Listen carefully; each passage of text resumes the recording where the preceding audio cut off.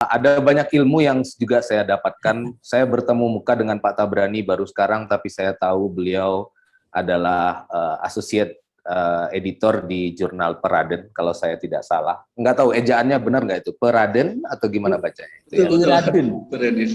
Peraden, salah satu jurnal yang menurut saya menarik karena di antara sekian banyak jurnal di Indonesia, saya kira Peraden salah satu yang diindeks oleh World of Science, ya. Kemudian juga menarik karena tidak dikelola sebenarnya oleh universitas, karena ada banyak hampir semua jurnal kita itu dikelola oleh perguruan tinggi, tapi Peraden itu kan jurnal yang dikelola oleh katakanlah kolektif peneliti di luar kampus gitu, dan bisa punya prestasi sehebat itu, saya kira luar biasa, perlu untuk dipelajari. Dan saya udah pelajari, saya udah bolak-balik itu jurnal ya. Jadi saya tahu Pak Tabrani, lihat Publonnya juga, lihat Google Scholar-nya juga, dan seterusnya. Nah, karena tadi saya sebenarnya menikmati, sebenarnya berharap lebih banyak saya dengar dari Pak Tabrani, ada banyak yang bisa saya pelajari ya. Dan syukurnya gitu, saya dari kemarin tuh udah siap gitu, karena tahu akan bertandem dengan Pak Tabrani. Jadi mungkin saya ambil perspektif yang agak berbeda dengan beliau. Gitu. Saya tidak persis akan bicara soal tradisi penulisan artikel ilmiah atau jurnal ilmiah. Gitu. Saya mau bicara soal menulis secara umum saja. Kenapa? Karena mungkin ini perkara background, gitu ya. Perkara. Suara saya jelas, Bang? Bang Saifuddin? Ya. Ini perkara background, jadi saya mau pakai sudut pandangnya adalah mata cacing gitu, mata cacing dari dalam perguruan tinggi seni. Bang Tabrani, Pak Tabrani, saya lebih senang abang sih ya. Bang Tabrani mungkin tahu bahwa perguruan tinggi seni adalah perguruan tinggi yang mencampurkan praktik dengan teori. Kadang-kadang bisa lebih banyak praktiknya ketimbang teorinya. Gitu. Dan salah satu problem kita di banyak perguruan tinggi seni di Indonesia adalah jumlahnya juga tidak terlalu banyak, 9 ya, baru ada 9 yang negeri, dan hampir dipastikan pertama kita tidak punya banyak guru besar, ya. Padang Panjang bahkan tidak punya satupun guru besar seni. Di Bandung baru saja punya 2 orang, jadi kalau di total ada 5 orang di sana. Jogja paling banyak, mungkin sekarang mereka punya sekitar 12 sampai 14 orang guru besar, tapi itu jumlah yang sangat sedikit untuk seluruh Indonesia, dan perkaranya sebenarnya adalah karena tradisi menulis ilmiahnya lemah. Jadi saya mungkin karena itu akan melihat dari sudut pandang yang agak berbeda dengan apa yang tadi disampaikan oleh Pak Tabrani. Tapi saya yakin juga nanti akan ada redundant ya, akan ada beberapa hal yang sebenarnya berhimpitan atau mengulang lagi apa yang sudah beliau sampaikan. Jadi saya mau menyapa dulu teman-teman jurusan tari, jurusan tari Institut Seni dan Budaya Janto di Aceh. Selamat bertemu, salam kenal. Bang Tabrani juga salam kenal. Tadi sudah disebutkan nama saya Dede Pramayoza, gitu. Saya mengajar di program studi seni teater di ISI Padang Panjang. Dan saya mohon izin sambil ngobrol nanti saya bagikan screen.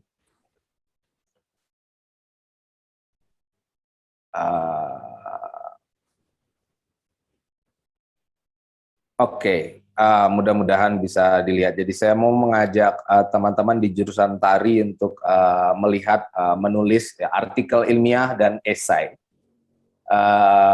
Nanti kita lihat di mana letak bedanya. Tidak tebal-tebal seperti Bang Tabrani menyampaikan tadi. Saya agak tipis-tipis saja untuk mudah-mudahan lebih mudah lebih mudah dipahami dan diaplikasikan nanti ya. Jadi dan dasarnya lebih banyak pada pengalaman pribadi ya. Jadi perkara menulis ini menjadi salah satu yang agak krusial atau agak menegangkan di dalam dunia akademik seni di Indonesia ya. Banyak praktikkan tari, katakanlah, karena ini di program jurusan tari, dia sudah tidak perlu lagi menulis karena karyanya sudah bicara. Jadi dia banyak orang yang kemudian, apalagi kalau memang dia memilih jalur penciptaan atau jalur karya, kekaryaan, maka dia merasa sudah tidak perlu lagi menuliskan apapun. Kita akan lihat nanti bahwa sebenarnya baik jalur karya maupun jalur penelitian atau jalur pengkajian itu sebenarnya harus sama-sama diletakkan di dalam koridor akademik, karena bagaimanapun kita berada di perguruan tinggi ya. Kita berada di perguruan tinggi, artinya harusnya sama-sama akademik gitu. Bedanya tipis-tipis saja, saya kira nanti kita lihat di mana bedanya. Tapi kalau secara umum kita lihat, tadi mungkin juga sudah disinggung oleh Pak Tabrani, kenapa sih orang harus menulis gitu ya? Kalau itu dilemparkan ke kita masing-masing di awal gitu, saya kira masing-masing kita akan punya jawaban yang tentu saja akan sangat bervariasi ya. Tapi kalau kita lihat para penulis-penulis besar gitu, kalau dalam diskusi atau di dalam wawancara dengan mereka, kalau ditanya kenapa Anda menulis gitu ya, yang saya kira yang paling banyak mengatakan bahwa menulis adalah salah satu cara mengekspresikan diri, salah satu cara mengungkap ya. Ekspresi itu kan ungkapan ya. Jadi salah satu cara mengungkap siapa kita itu adalah dengan menulis. Jadi Pak Tabrani tadi bilang, Bang Tabrani tadi bilang bahwa Anda mungkin banyak orang yang tidak kenal dengan wajah beliau, tapi tahu pikiran-pikirannya Bang Tabrani dari tulisannya. Jadi karakternya Bang Tabrani tidak keseluruhan, ya, tidak keseluruhan, tapi sebagian besarnya itu tampak dari tulisan-tulisannya. Gitu. Pilihan-pilihan dia, gitu. Topik apa yang dia ambil, gitu. Itu akan menunjukkan siapa dia, gitu ya. Kemudian bahasa semacam apa yang dia gunakan, gitu. Itu akan menunjukkan siapa dia. Jadi kalau saya melihat yang paling banyak dijawab oleh para penulis adalah kenapa dia menulis, itu adalah untuk mengekspresikan dirinya, mengungkap siapa dia kepada dunia ini. Gitu. Siapa saya, itu bisa diungkapkan melalui tulisan. Jadi kalau kita punya banyak tulisan seperti Bang Tabrani, sebenarnya kalau kita ketemu dengan siapa-siapa, kita sudah tidak perlu menceritakan banyak hal tentang kita, karena orang sudah bisa melihat sebagian besarnya itu dari tulisan kita. Gitu.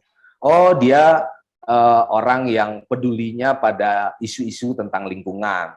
Atau, oh ini orang yang kepeduliannya itu besarnya itu pada dunia pendidikan dan pengajaran. Gitu ketahuan dari tulisannya. Nah, yang tidak kalah pentingnya menurut saya dari menulis itu adalah proses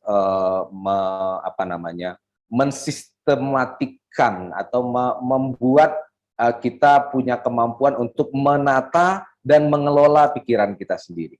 Nah, ini harus diakui karena kita mikir setiap hari, gitu ya.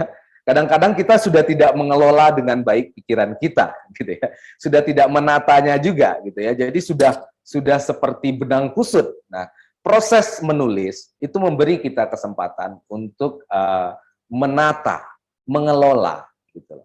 Jadi kita jadi bisa mengelompok-kelompokkan. Oh, ini pikiran saya yang sebenarnya hanya bisa saya gunakan untuk diri sendiri. Oh, ini pikiran-pikiran saya yang hanya bisa saya gunakan untuk keluarga saya. Oh, ini pikiran saya yang bisa saya sumbangkan pada masyarakat yang luas.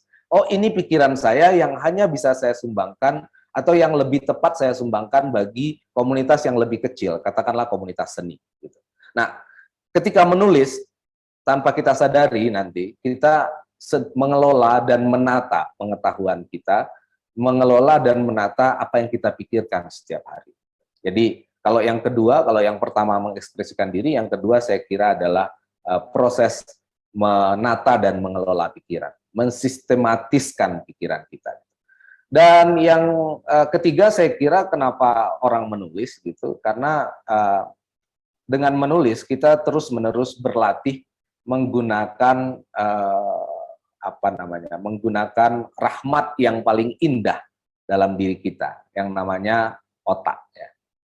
Nah, kalau semakin sering menulis, saya kira otak semakin terlatih untuk terus berhadapan dengan pertanyaan-pertanyaan, terus berhadapan dengan masalah-masalah, dan punya selalu mencari jalan keluar atau mencari dari masalah.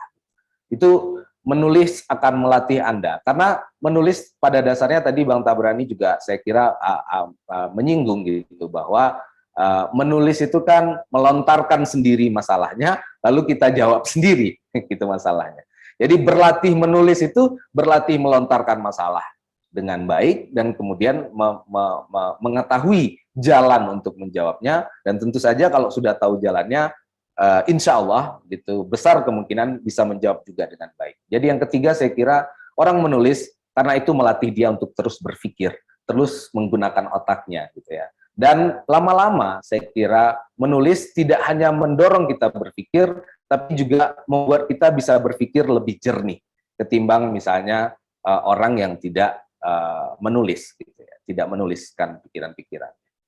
Nah, yang terakhir di halaman saya, tapi tidak yang terakhir sesungguhnya dalam kenyataannya, karena ada banyak kemungkinan yang lain.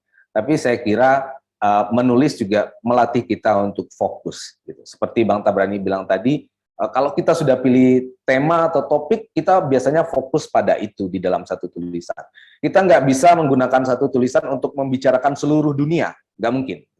Biasanya kita menggunakan satu tulisan dengan keterbatasan, biasanya tulisan itu ada batasannya, dibatasi oleh medianya gitu. Kalau jurnal mungkin sekitar 10.000 kata, dan nanti kalau di koran mungkin cuma 700 sampai 1.000 kata gitu misalnya. Kita dibatasi oleh ruang yang tersedia di media itu, dan karenanya kita harus fokus pada pembahasan. Apa yang tengah kita bicarakan, ya kita harus fokus pada topik itu saja. Itu tidak mencele kalau orang teman-teman di Jawa bilang, atau tidak kesana kemari, tapi fokus pada satu hal itu. Nah, menulis saya kira melatih kita.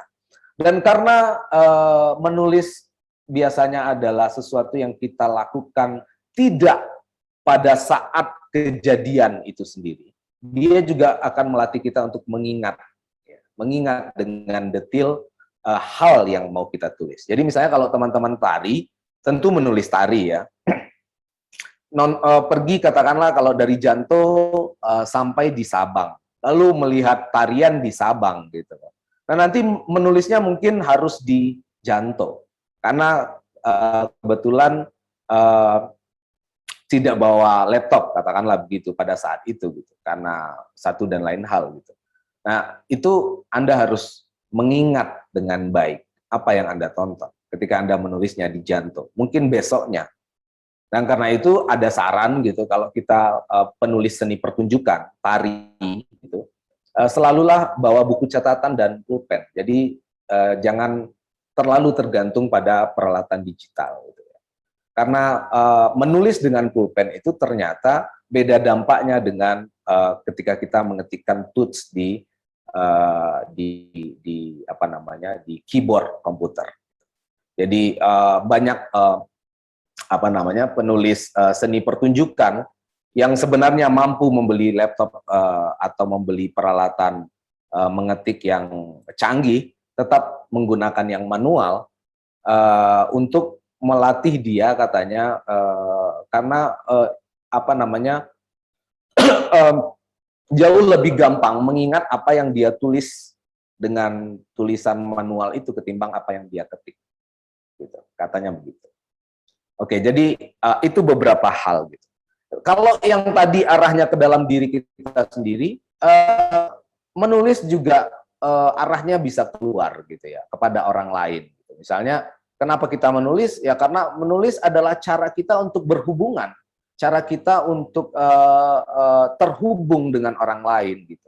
Minimal dengan orang yang membaca tulisan-tulisan kita, atau lebih sempit lagi dengan orang yang sebidang dengan kita. Itu biasanya kita terhubung karena tulisan, gitu ya. Jadi saya sering gitu punya pengalaman, misalnya main-main ke Surakarta atau main-main ke Surabaya gitu. Ngobrol sebentar, kenalan, nanti baru kita sama-sama ingat gitu. Saya ingat, oh Anda yang nulis itu ya, gitu ya. Terus dia juga ingat, oh iya, Anda yang tulisannya tentang itu kan, tentang katakanlah misalnya tentang Ratoh Jaro kan, iya kan, kalau nggak salah ya, Anda memperkarakan Ratoh Jaro yang tampil di PON misalnya, atau apa gitu ya. Jadi kita jadi terhubung karena tulisan, gitu ya, karena tulisan. Kemudian tidak tertutup kemungkinan dengan menulis kita membantu orang lain, gitu ya. Kita kan nggak tahu, apalagi tadi seperti kata Bang Tabrani ya, sekarang itu tari itu kan tidak hanya berhadapan dengan penonton yang ada di depan kita sebenarnya, tapi bisa dikatakan kalau istilah Pak Dirjen Hilmar Farid ya, Pak Dirjen Kebudayaan, seni pertunjukan itu sekarang berhadapan dengan dunia ini gitu. Karena penontonnya bisa siapa saja dari semua tempat gitu kan. Gitu ya. Jadi kalau kita menulis dan kemudian juga tersebar di internet gitu, kita nggak tahu, jangan-jangan ada orang yang sebenarnya sudah lama mencari jawaban akan satu hal dan dia nggak dapat gitu. Dan mudah-mudahan dia dapat dari dalam tulisan kita, oh iya ini kok jawaban yang saya cari bertahun-tahun. Tanpa kita sadari, dan tentu kalau kita sesama muslim, ya bisalah kita lihat itu sebagai amal ya, perbuatan baik gitu. Tidak kita sadari, tapi dengan membaca tulisan kita ada orang yang terbantu. Ada orang yang sudah lama mencari jawaban akan satu pertanyaan dan dia tidak dapat, dan dia dapatkan dari dalam tulisan kita. Dan menulis juga salah satu cara untuk berdiskusi dengan diri sendiri lebih banyak untuk menyelesaikan satu masalah. Gitu ya. Kalau kita menulis itu kan kita jadi intens dengan diri sendiri ya, kayak diskusi. Ajukan pertanyaannya, jawab sendiri, gitu. Cari jawabannya sendiri, ajukan sendiri lagi jawabannya, ragukan sendiri jawaban yang kita ajukan, kemudian kita cari lagi, terus-menerus gitu, ulang-alik, dan seperti berdiskusi dengan diri sendiri. Jadi itu melatih kita untuk berlatih terus-menerus memecahkan masalah. Kemudian biasanya dan kenapa arahnya saya bilang keluar, karena nanti masalah itu ketika kita selesaikan bermanfaat untuk orang lain. Kemudian yang terakhir di kertas ini, tapi sebenarnya juga masih banyak yang lain alasannya, menulis itu bisa membuat kita lebih jernih, lebih objektif memandang orang lain dan lingkungan kita. Jadi para penulis lama-lama karena harus mengamati detail, harus mencari sebab musabab, harus melihat proses, kalau ditari harus harus melihat kesulitan-kesulitan yang dialami para penari, dia jadi jernih menilai gitu, lebih jernih gitu. Misalnya dia tidak dengan gampang mengatakan satu tarian buruk misalnya, nggak gampang seorang penulis mengatakan, memutuskan tarian buruk. Kenapa? Karena dia sudah pernah lihat dapurnya tari, dan dia tahu untuk tari yang akan dia katakan buruk ini orang sudah berlatih 6 bulan. Dan itu berdarah-darah ya, misalnya gitu ya. Jadi dia lebih objektif gitu, lebih jernih, lebih wise juga gitu, lebih bijaksana juga untuk serta-merta kemudian mengatakan bahwa tari Anda buruk. Enggak gitu. Dia tahu lebih baik mengatakan kurang sempurna misalnya gitu ya. Karena dia tahu bahwa ini dengan proses 1 atau 2 bulan lagi bisa jadi karya tari yang baik. Jadi menulis akan membuat kita juga lebih objektif dan lebih bijaksana pada orang-orang sekitar, pada ya kalau di lingkungan tari ya kepada teman-teman di ekosistem tari gitu. Jadi gitulah kira-kira. Mudah-mudahan bisa dipahami.